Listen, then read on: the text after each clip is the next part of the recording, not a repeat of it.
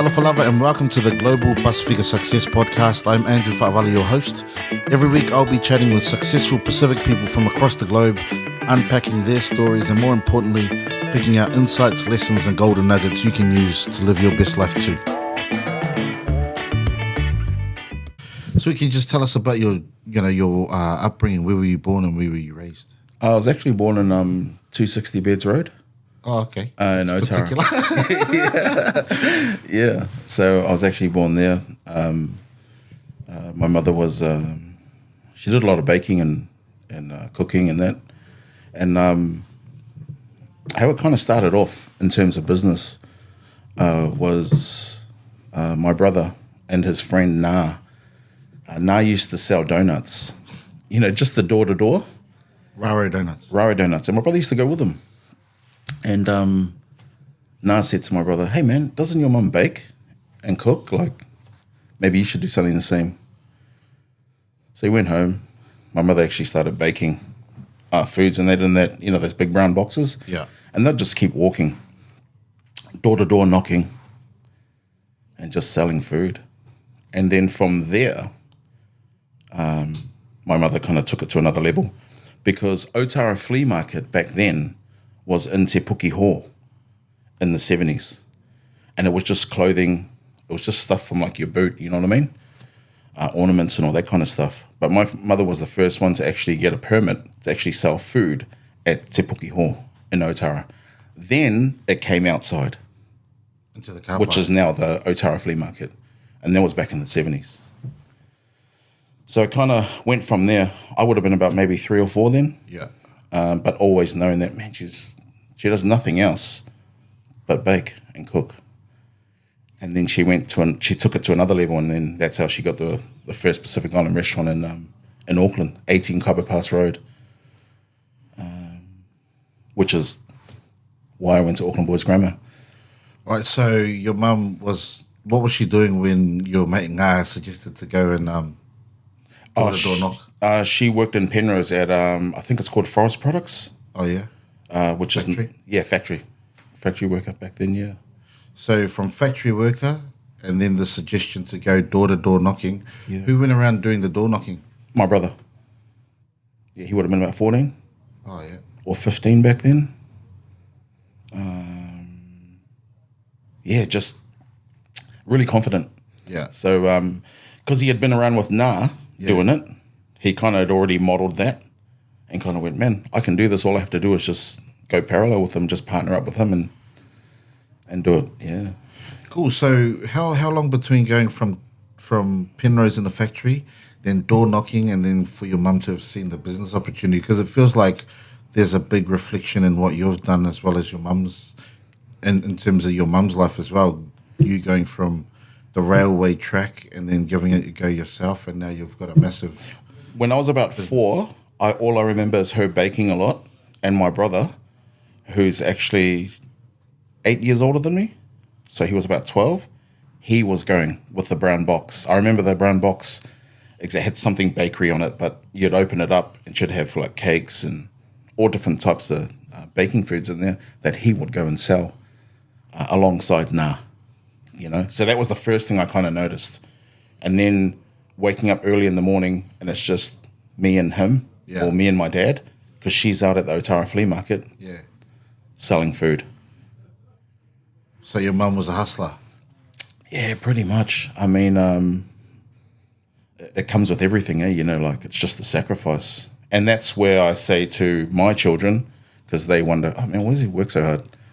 It's monkey see, monkey do. It's what I've seen. Yeah. And it's what I think is right. So was your mum a migrant? Yes, absolutely. From Vaimusu in Samoa. She's one of 9 children. And was her English very good? Her English was really good. Oh, cool. Yeah, she had really good English. So when you say monkey see, monkey do you reckon that's what's inspired you to start your own business? Oh, absolutely. It always has been. She's like, when people say, oh, look, this person is the rock of my family or whatever, she's actually the rock of me actually starting a business and being inspired, because you have so many things happening up in here. Yeah. That kept running from even through when we were at Auckland Boys Grammar together. Yeah. I was like, man, I wonder what it's like to start a business, because it's what I've seen for so long as a kid. Yeah. I mean, if you see a lot of other things, those are the thoughts that run through your head. Yeah, it's what you see. It's what I've seen. So we'll just play around with this because we'll just flip from your mum's story to your story.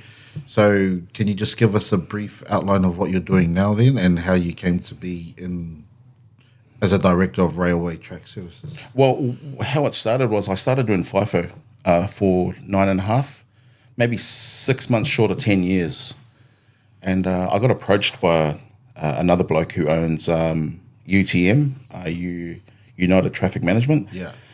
So he's already a business owner in South Australia. And then he's got a friend of his who does business as well. And he approached me and for about 3 months.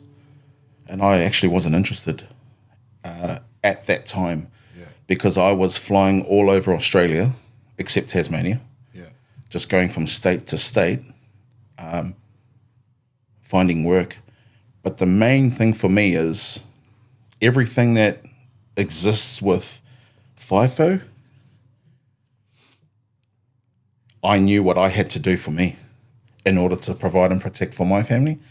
So I had points, certain things that I'd jot down and go, no, this works, that doesn't work. Yeah. And I'd learn off other people's mistakes. Yeah. So the drinking, the alcohol, the drugs, the gambling. So I thought, man, if money's going in one hand and out the other, and they're getting good money a week, then I don't drink, I don't smoke, I won't do what they're doing. Not saying that I was better than anyone. Yeah. I just wanted to be better than what I would be. Cool. So let's just take a snapshot then. So FIFO is fly in, fly out work, for those who don't know. Yeah. And you were based in Brisbane. You're based in Logan with your wife and your 2 kids. Yeah. And you were flying all over the country, laying down rail. Yeah, laying down railway track, helping welders. The big Sky Rail down at Victoria. Yeah. 2017, 18. I was on that for about 4 or 5 months. So most people have these swings where they do like 2 weeks on, 1 week off. Mm-hmm. Can you just explain how you modeled your work? Because I know you were away for ages. You were just hustling for your family. Yeah. You just want to explain, because I want people to understand your work ethic, and because it obviously came from your mum. So 2 weeks on, 1 week off. Obviously that you work for 14 days. Yeah. And then you have 7 days off. That's the 1 week off. What I would do, because I created so many relationships, and this is a very important part in business, is I created relationships with so many supervisors, leading hands, superintendents.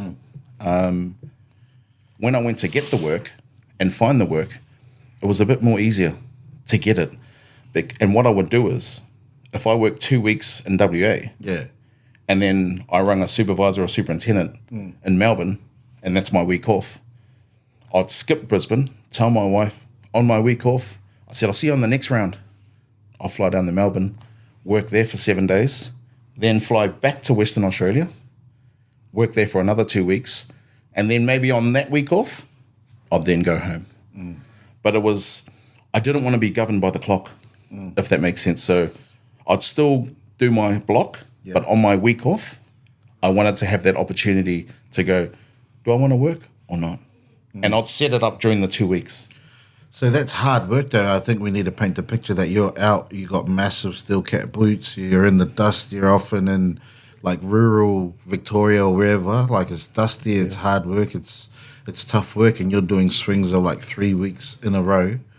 Obviously, you're getting massive money, but a lot of people are getting massive money and it's being misspent. So let's just go then about the relationships part, because, you know, this is pretty formal, but everyone who knows you will know you're probably one of the funniest dudes they know. And, you know, I think that's a big part of the relationship building. So can you tell me just about, you know, obviously you've said relationships are important, but man, those jokes weren't just jokes. Say you were driving them to a place. I was putting them into a good place, because you got to remember that these guys that are in those positions, there's a lot of stress. There's so much mental health. Yeah. So I'd come along and I'd just ease it for them, you know, just say a few jokes. And even if they were at the pub, I'd go with them. But they always kind of wondered why. They went, man, this guy, does he drink or not? Like, I'll just have a Coke. And I remember one of the bosses said to me one day, he said, hey, mate, he goes, Coke's no good for you unless you mix it with this. And I said, hey, man, I said, I just don't drink. And he said, is it a personal choice? Yeah. I just said, yeah, it is actually. I said, I just kind of, but what I was doing was I was figuring it out, the whole FIFO game. You know, like if I don't drink, if I don't do this, if I don't do that, man, I can actually gain momentum from here and keep pushing. And everything up until I started the business, I went, man, it's funny because God prepared me back then for 9.5 years to actually know exactly what I need to do now in business. Yeah, so there's a couple of things. One is that mental health part, because you know we know that there's a high suicide rate for people on the FIFO because obviously it's lonely, you're isolated from family. It's just tough work. I see on the Instas and that the day in the life thing. Yeah, they get up before the break of dawn. They get off the bus back when it's really dark, and then they just do that again and again. So how did you stay mentally strong and stable? Got to have a good wife. Yeah. It's got to be good at home, man. Honestly, a lot of guys are kind of wondering there, man, what's going wrong? Back home? It's got to be solid. If home's solid, you do anything. I'll just cruise all over. The longest I was away from my wife and my kids was 5 months. Whoa. I was away for 5 months. And that was during the COVID period. I was over in WA. Yeah, I actually came here on the 7th of February, 2021, I think it was, or 2020. And I flew back and I got rejected at the airport. Had two decisions to make. Either self-isolate for 14 days and I pay for it, or self-isolate for 1 day and the next morning I got to fly out back to WA.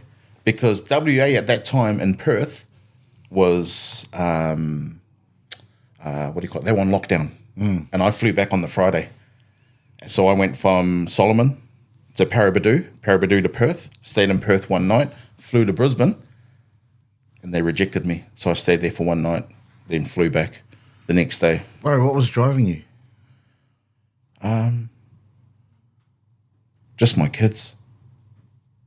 Because you come to a point in time in life where, you know, you see what your mother's done, you know, for me and my brothers and that now, and the kids and that. Yeah. And then I go, you know what? I want to model that, but I want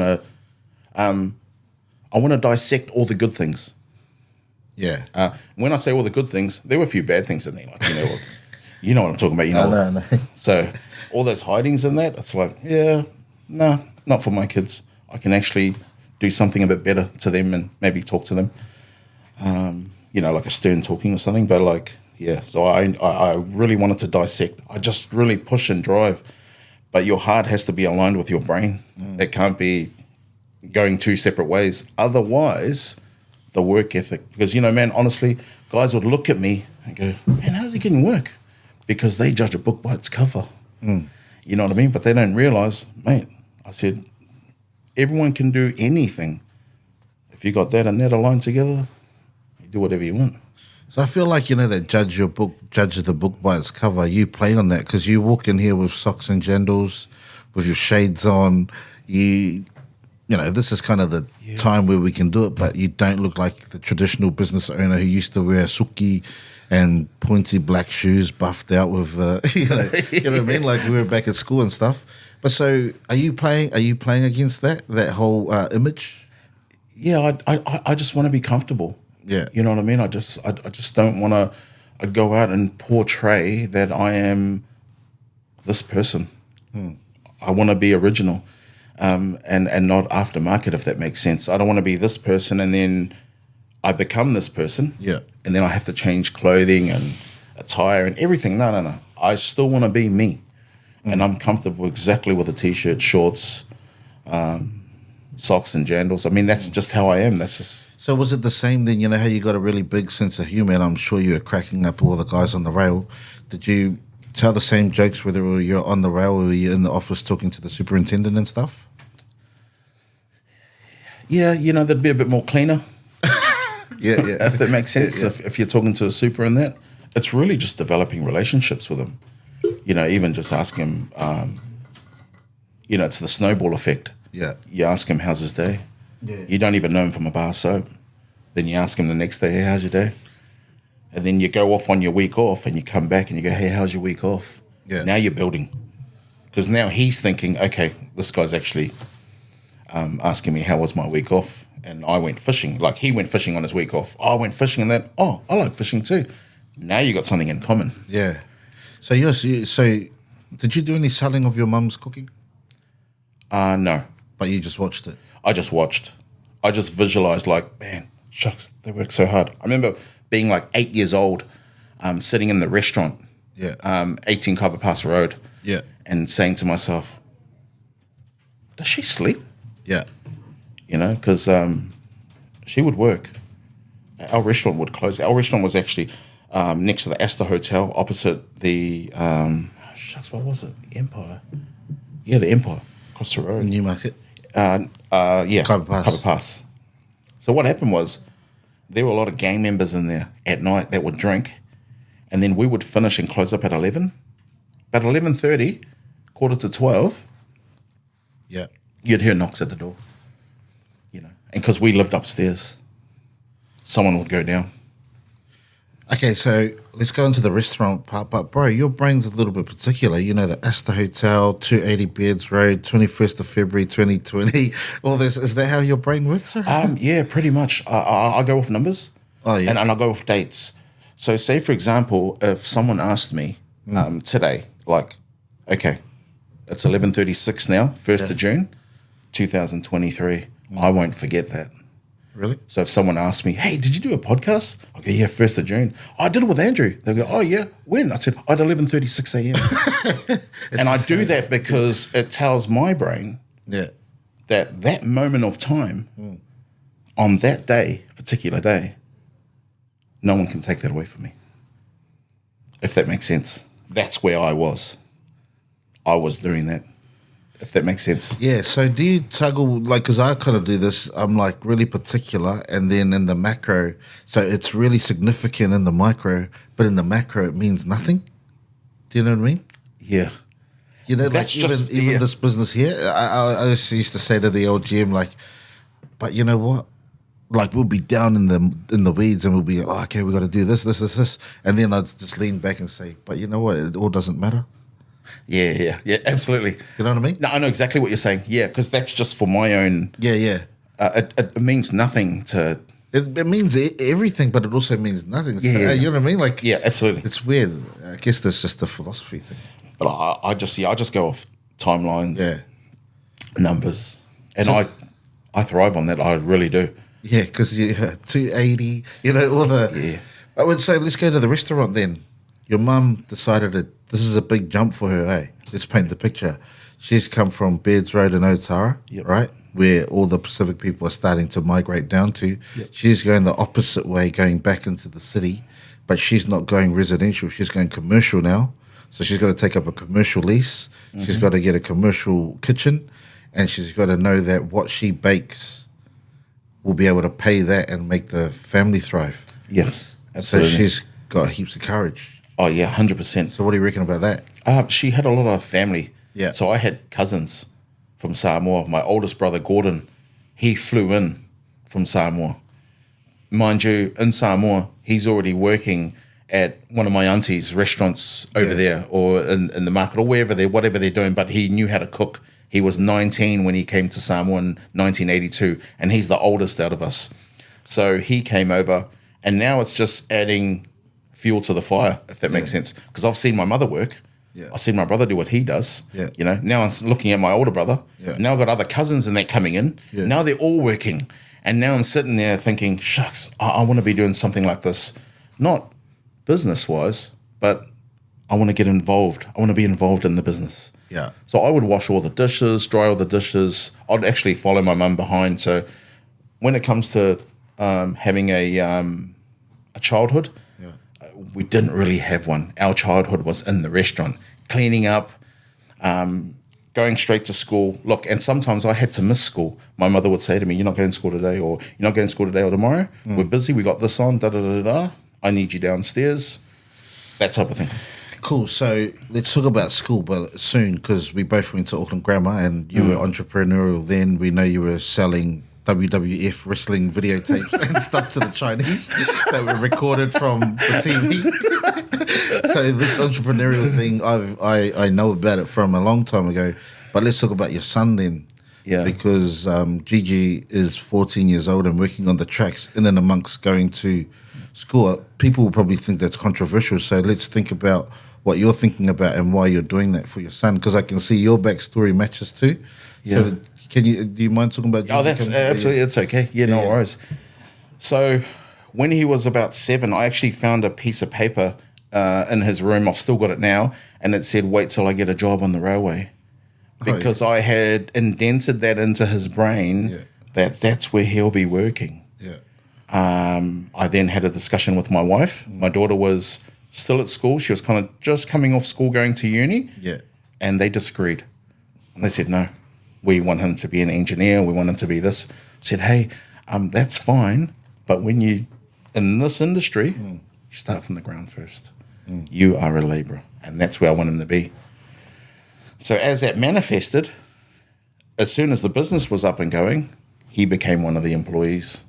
I took him straight to Go Train to do his tickets. Yeah. I guided him. How old was he? He just turned 14, and I had to sign a exemption, like a form, to say that I was his parent, and I'm allowing him to do these tickets. Yeah. Funny story, long story short, he went into the classroom. There was about 20 people in there, and a Fijian guy went up to him and said, "Are you lost, or are you meant to be here?" Yeah. And my son said, "No, I'm meant to be here." He goes, "How old are you?"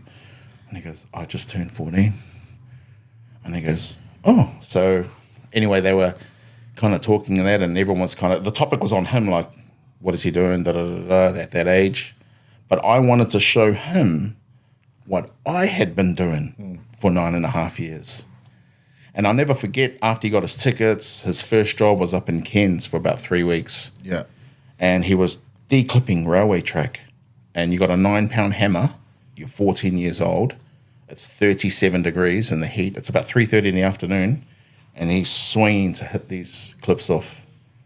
And I was driving past in the ute, had the aircon pumping, and I looked up on the shoulder of the track, and I stopped, got out, ran up the shoulder, just got up there. And he's like, turns around, he stops declipping, and he looks at me and he goes, "Dad." I went, "Yeah." And he goes, "You've been doing this for 9.5 years?" I said, "Yeah." I said, "Keep going, right down to the end." And he just kept going. And it was a bit of an emotional time for me, because I kind of felt sorry for him. Yeah. But then I didn't, because I'm like, he's got to know, if you want a bit of that, you've got to do a bit of this. There's no other way around it. You know, you can't want something and it just magically appears. You know, you got to work. You know, so him doing that, from going from there to then going to welders, the guys that work at RTS are just brilliant guys. They just love to teach. And the welders would say, like one of the welders, Penny, wooden bowler, and Bruin, they'd go, come, show you how to offside the welder. Yeah. And you only do that after you've been labouring for 2 years. But he just got thrown in there. And he really loves the industry. And he knows the value of the dollar. And that was my main concern. So he knows. You want these $400 Jordans? Well, I'll tell you what, bud, I won't be buying them, because I wear jandals. You know, you want them, you work. And that's just how it is. I remember Shaq, I watched something on Shaq, and he said, "Oh, my kids said we're rich." And he said, "No, I'm rich. You guys have got to go make your own riches." Yeah, man, 100%. Yeah. You know, when it comes to success, you want to give them the ingredients of success. Yeah. So they know exactly what they need to do. Because if you don't do that, they'll squander through all the money that you give them. Yeah. Because they won't know. They haven't been taught.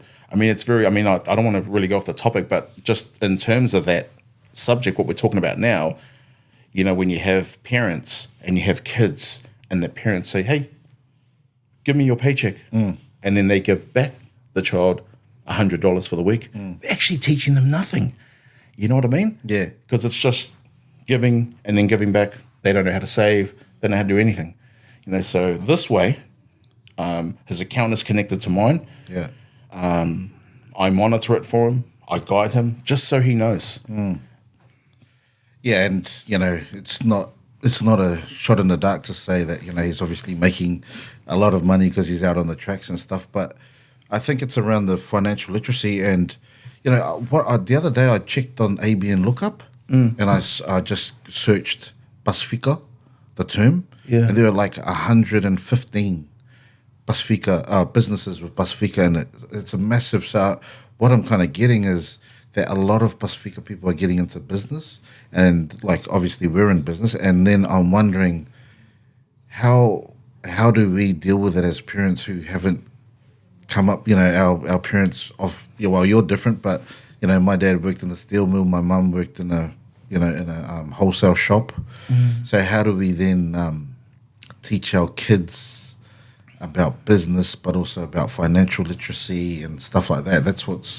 I think that's what's on the cusp for us now as Pacifica people, especially here in Australia, because, the wages are different to New Zealand where we came from, and we're living quite comfortably. Now we've got to make sure we steward the money well so that we create intergenerational wealth rather than the other way.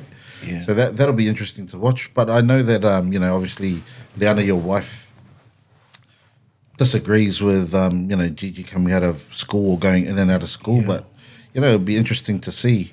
Can we just flip back to grammar? And I know I'm jumping all around here, That's but okay. I've kind of got a thread going through, which is, bro, you've actually been really entrepreneurial and the impact that your mum had on you. Yeah. And we'll lead this all the way to rail track services. But at grammar, that's what was happening. You were selling videotapes. Well, back in the day before there was the internet and stuff, you had to watch wrestling on free. There were only 3 channels in New Zealand. We first started with just the 2, but then we got 3. Yeah, Channel 3. And so, tell me about selling videos and stuff like that. What was that from? Well, it was called Superstars of Wrestling. Yeah, that's right. So you'd get it on a Friday night. Yeah. I just kind of thought to myself, I remember my cousin saying to me that you can record, from the TV and that, and I thought, you can record? He's like, yeah. But on the actual videotape itself, say if that was the videotape, you had to actually put 2 bits of paper on both sides so you could record on a VHS. So, okay, I'll do that. So we're recording, RTR, ready to roll and all that. Music, yeah. And then I remember just thinking, shucks, if I record Superstars of Wrestling and I'm already getting magazines that I'm ordering to bring over, I can actually, they used to come in the magazines would come with the stickers. I can stick that onto the actual videotapes. Make it look real. And then I can sell that. Yeah. Like that. So, I just started selling that and just doing different things, you know what I mean? Like, and Asians, and they brought it, Did you sell shoes too or not? Yeah, I sold shoes, Like Doc Martens and that? Yeah, Doc Martens, and, you just get them from different places. And But remember we had the catalogue? yeah. What was it, from England? Pat Menzies. Yeah. And so did you just bring them in and then sell them, or did you get orders I got orders, and then I'd sell them to the guys. with a margin? Yeah, with a margin. Yeah, obviously, you have to. Yeah, so. But it was just, that I was doing it without even knowing that I was doing it. Does that make sense? You know what I mean? Like, I was just doing it, like, hey, man. And then I remember thinking to myself, I was in Form 4, and I was in Mr. Payton's class, and I was sitting at the back of his class, and I was just writing on my book going, what else can I do to get more money? Yeah. Because back then, it's never relationships, it's just money. What can I do to get more money? So I'm trying to figure out, while he's talking in the front of the class. So it is very much an influence on the upbringing. Because you were one of the naughtiest at grammar, to be honest. Did you get kicked out or you just left? Yeah, I got kicked out. Yeah, I got expelled. Yeah. It was funny because I was coming around the corner. I'd already had the first 3 days off of school. Yeah. It was the very first 3 days. Yeah. And when I was coming back, and then I was walking in, high-fiving all the boys. And then Mr. Bing was like, hey, mate, goes, I need to see you down in the dorm downstairs. Oh, what's up? But that's when he showed me my record and said, hey, man, you've got a pretty big record here. I'm going to have to bring your parents in. And I said, please, don't bring my mother in. Please. Oh, I actually begged him, please don't. He says, no. And he did, and it was on after that, because that's a very good school to go to, And she busted herself for us to get there. Yeah. To know that her son is now going to be expelled from that school. Things are going to go... Yeah, cool. So then, so what brought you to Australia? I just wanted to change.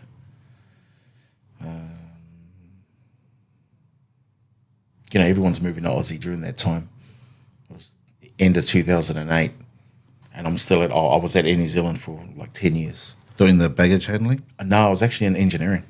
I was just in their logistic, in their store. Oh, yeah. So doing that and delivering parts. But I'm thinking, man, it's got to be more than this. I mean, I've been here 10 years, nearly 10 years. Like, what else is there? Yeah. And you just see so many people going to Australia. Yeah. So, yeah. I remember just saying to my mother-in-law one day, just sitting in the back of the car, I was reversing, and she just said to me, I said, oh, look, I'm going to be heading to Aussie soon. And she said to me, she goes, oh, no, everyone says that. Yeah. Everyone says that, and they don't do that. So that was like a nail in the coffin there. Yeah. As soon as she said that, because that pushed me, I went, no, I'm definitely going. Yeah. And so here I am, 15 years later. But the best move I've ever made. So how long after that did you get into the rails? 2.5 years, nearly 3 years. So 2009, I arrived on the 13th of March on a Wednesday. My cousin picked me up, stayed with him for a few months. Then I went to a very good friend's house, stayed there.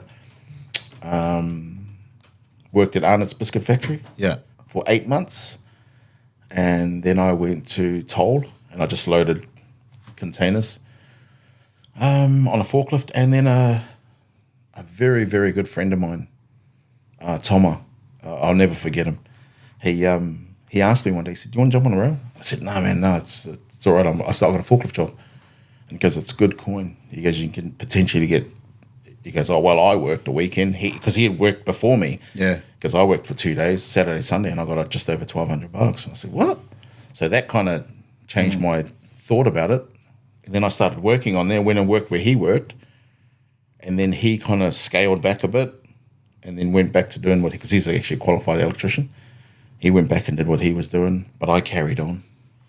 So let's take it up to Railway Track Services then. You did 9.5 years Yep. on the tracks. Yep. Why do you reckon this dude from South Australia was approaching you out of all those dudes on the track to go into biz? I think it's because the guy that connected us together, on his news feed, he could see me checking in, flying here, flying there.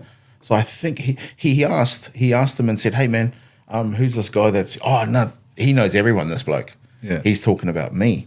And he's like, he goes all over the place. But the only reason why I was doing that is because I'm just looking after me, not looking after anyone else. Yeah. He goes, oh, I might give him a call. So for 3 months, he gave me a buzz, gave me the number. I said, hey, man, I'm busy. But then he painted this picture to me and said, you're going to be doing that when you're 50? I don't think so. 60, you want to keep doing that? Physical work? Or do you want to have a business that you can call your own? And that just reversed my mindset right down to when I was young, to when I was, watching my mother and family and that work. I thought, actually, this might be the opening for me. And then we got together, signed it all up, me, him, and another guy, Paddy, and we kind of just built from there. So what's an average, given that you were running, flying around Australia, what's the average yearly income for someone like that? If you're going to go to WA, you're going to go, I'll just say average, maybe 150 a year. Yeah. You can, anything good, anything over 100 is good, but if you really push, I mean, they got guys in WA at the moment, they're on 180, some of them on 200. What's the difference between here and WA? Well, WA has consistency. Oh, yeah. So if you look at the map of Australia, you got the East Coast, and they don't do camps. Well, they do, but if you're in a mine, but they really don't. You really got to find your own accommodation. You got to find your own vehicles, unless the company provides vehicles for you. As soon as you fly to WA, they provide transport, they provide your flights. Some companies do, or you can salary sacrifice them or pay for them yourself. But getting there is telling that company that you're king. You're king, because you've just flown all the way up on the other side of Australia. So you go there, you get a consistent roster, 2-1, 2-1, 2-1, or 3-1, or it might be an even time roster, which is 7 on, 7 off. Yeah. Which is a good roster, but to me, the consistency side, that 2 or 3 weeks, to make it worth you flying from one end of the country to the other. So what's the difference between an employee and an employer now? Like a employee, is it a mindset thing as well as all these other things? What's the difference? Between an employee and an employer? Yeah, well, in your journey, like you were an employee going around and making six figures and stuff like that, working hard on the rails. Yeah. What helped you to transition into becoming a business owner? I think it's a whole lot of things. I mean,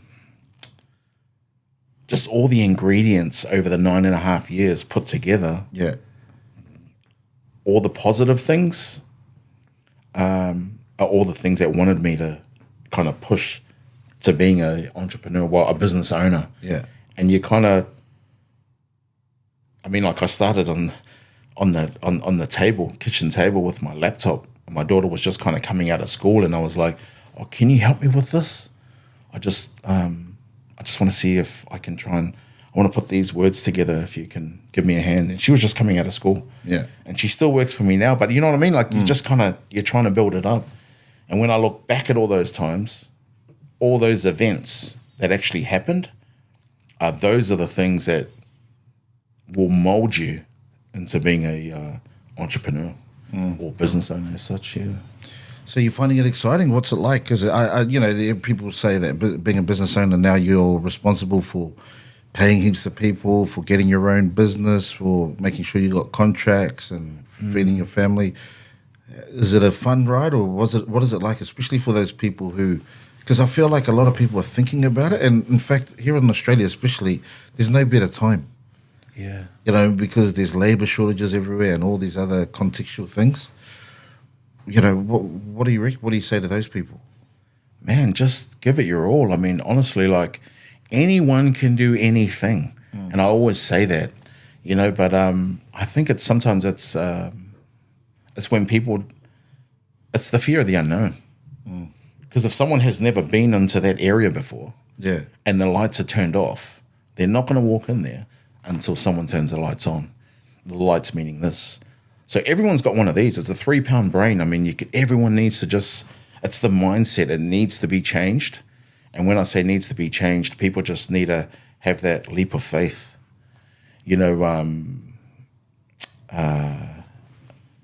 Sorry, man, there's a famous scripture in Proverbs, and it's Proverbs 3, 5, and 6. It says, trust in the Lord with all your heart. Lean not on your own understanding.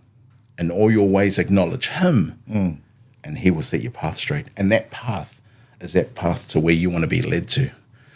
So, there's a lot of things that kind of,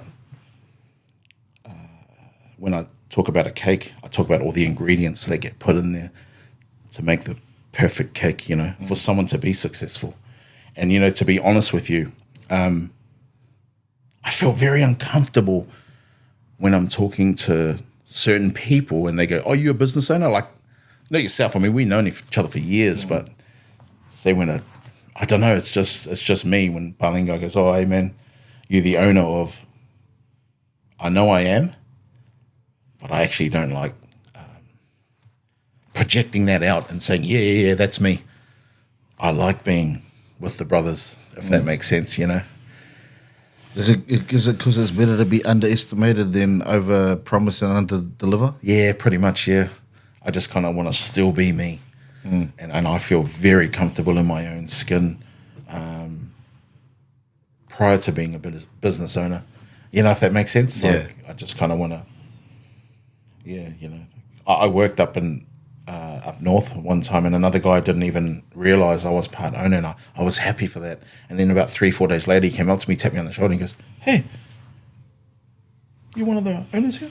Yeah. I said, "No, I just look after it."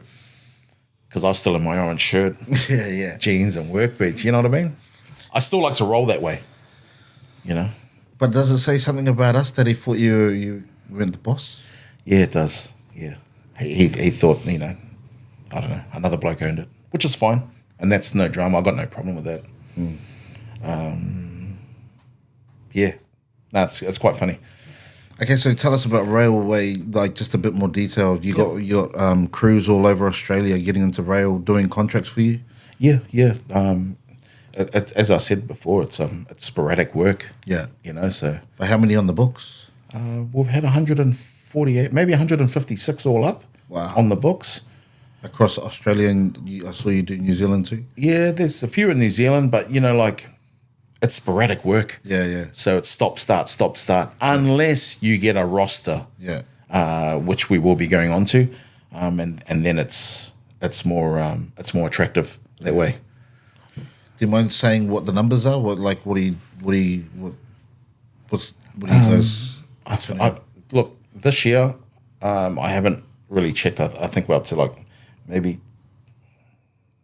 2.8. I think it is 2.8 mil. Yeah, I think it is. Yeah, That's awesome. Congrats, bro. our first year wasn't that much. Last year was like 3.7. I think it was 3.7 mil. Yeah, Wow, that's great.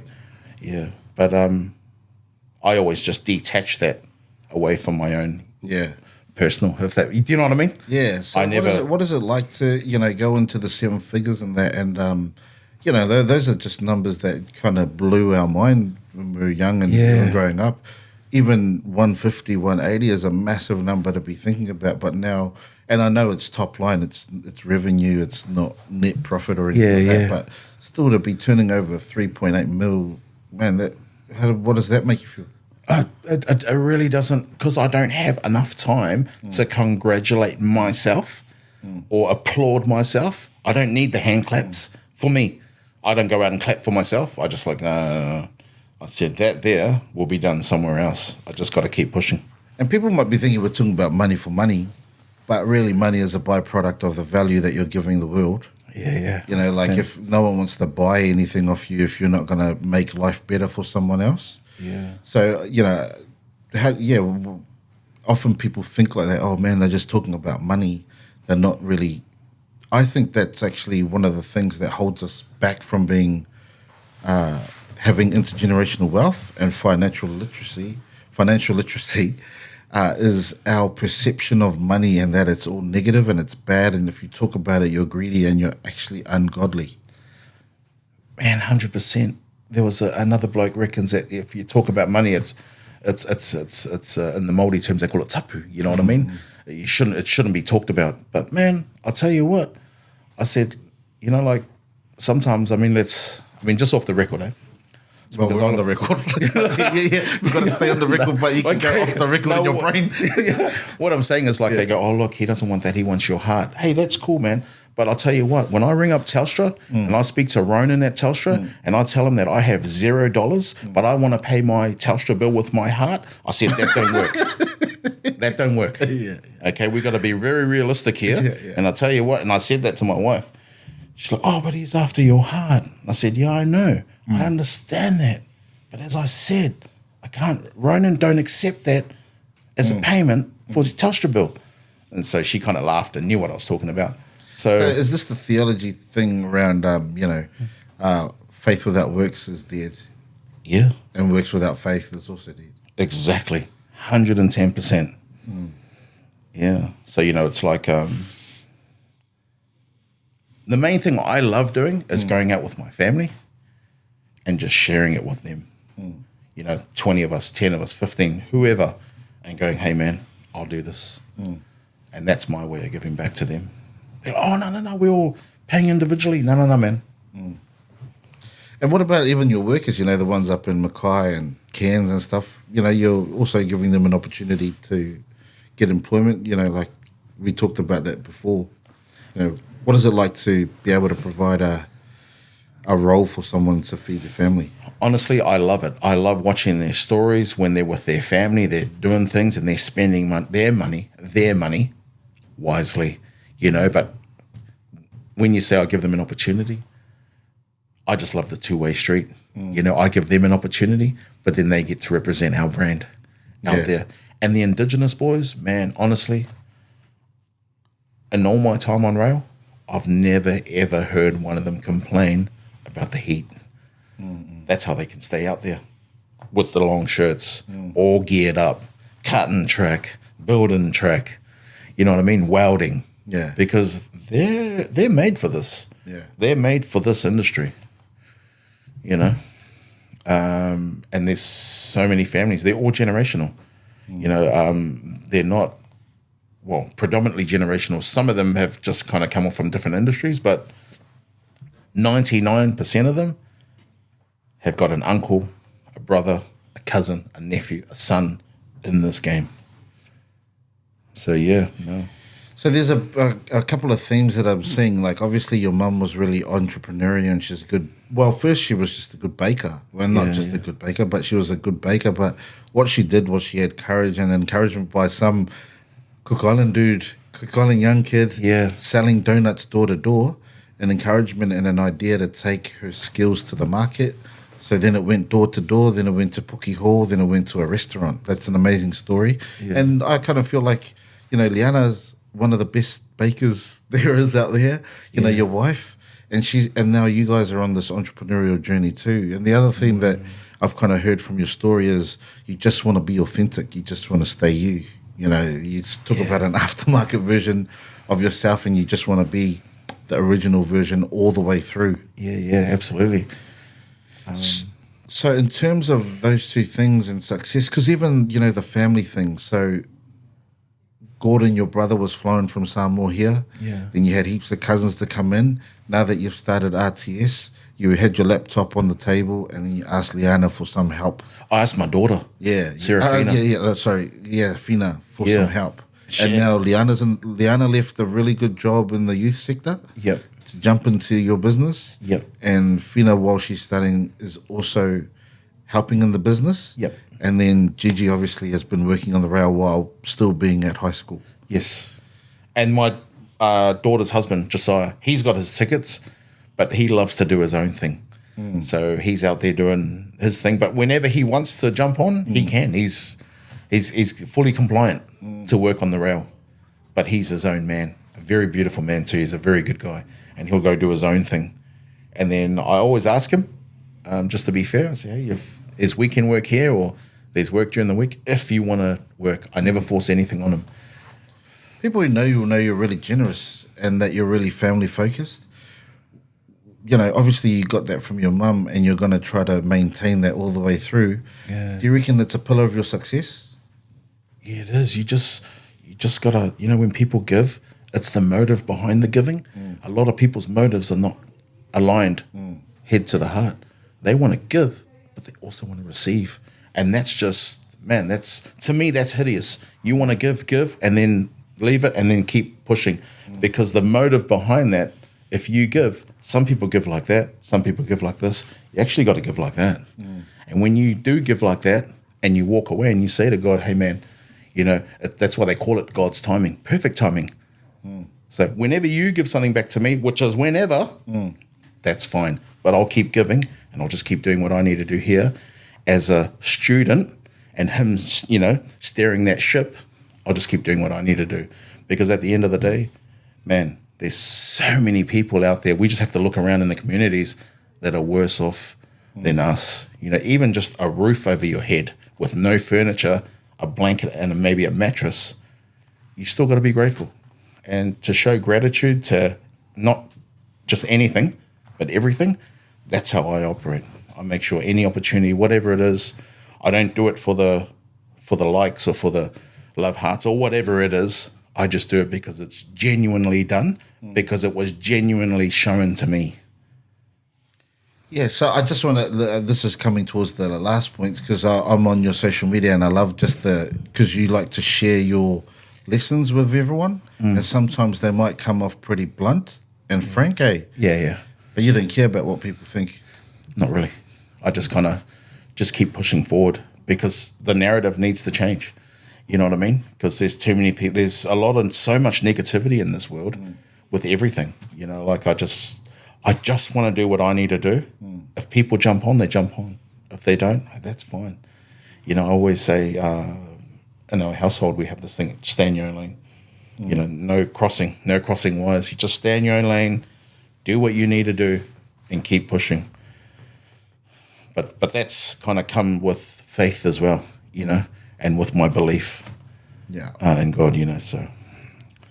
Cool. So just to kind of give us a rounded picture of you as a person, which I usually ask at the end of every podcast, if you could invite three people to dinner, dead or alive, who would you invite? It'll be my mother. One will be my mum. Shucks. Maybe my dad. Oh no, I'd have to think about that. And the third one,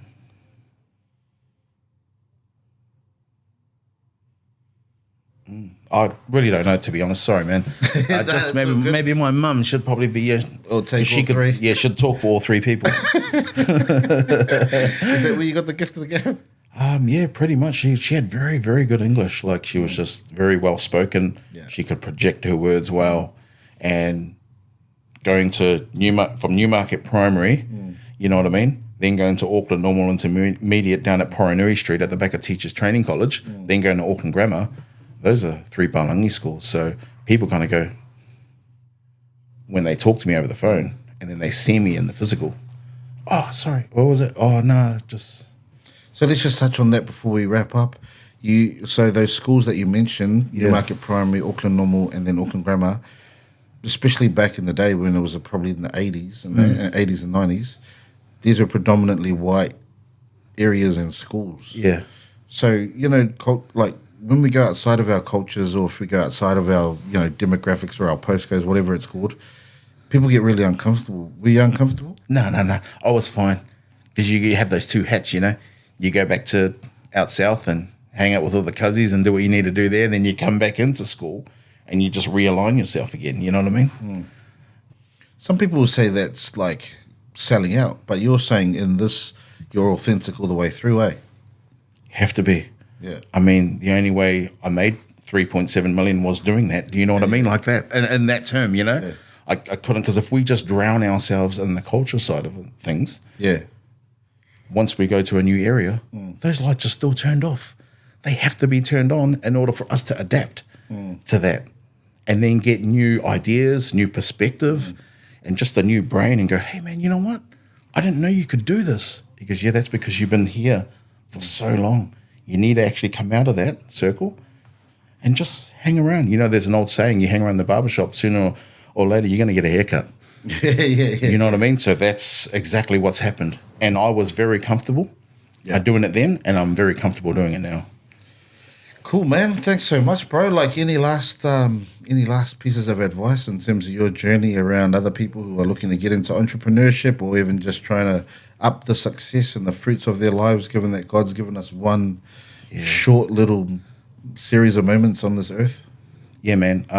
For anyone wanting to get into business, just honestly, you just really got to just push, believe in yourself, and never second question you, like, you know, judge yourself like, oh man, I might not be able to do that, because you're going to learn from all the mistakes.